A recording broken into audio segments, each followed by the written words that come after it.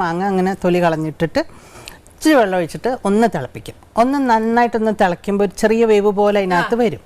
അതിനകത്തേക്ക് നല്ലപോലെ ശർക്കരപ്പാനി അങ്ങോട്ട് ഒഴിക്കും. ശർക്കരപ്പാനിയും ഈ മാങ്ങയും കൂടി ഇങ്ങനെ വഴണ്ട പോലെ ഇങ്ങനെ വഴറ്റി ഇങ്ങനെ ഇടും. എന്നിട്ട് അതിൽ കുറച്ച് നെയ്യ് ഒഴിക്കണം. അപ്പോൾ ആ നെയ്യിൻ്റെ മണം അതിലോട്ട് അങ്ങോട്ട് പിടിക്കും, ഈ മാങ്ങയിലോട്ട്. അതിലേക്ക് വേണം നമ്മൾ കുറച്ച് തേങ്ങ, ഒരു പിടി തേങ്ങ, 4 മാങ്ങയുള്ളെങ്കിൽ ഒരു പിടി തേങ്ങ, കുറച്ച് തൈര്, കുറച്ച് മഞ്ഞൾപ്പൊടി, കുറച്ച് മുളക് പൊടി, ഇത്രയും മാത്രം. ചുമ്മാ ഉള്ളി ഇഞ്ചി ഒന്നും കൊണ്ടിടരുത്. ഇത്രയേ ഉള്ളൂ. കഴിഞ്ഞു കോമ്പിനേഷൻ. ഇത് നന്നായിട്ട് അരയ്ക്കുക, നന്നായിട്ട് വെണ്ണ പോലെ അരച്ചെടുക്കുക. ഈ മാമ്പഴത്തിൻ്റെ ഈ കുറുക്കി വെച്ചിട്ടില്ല അതിനകത്തോട്ട് ഒഴിക്കുക. എന്നിട്ട് പ്രത്യേകം ശ്രദ്ധിക്കേണ്ടത് കടുക്, മുളക്, ഉലുവ നെയ്യിൽ തന്നെ വറുക്കണം, വെളിച്ചെണ്ണയിലൊന്നും വറുക്കരുത്.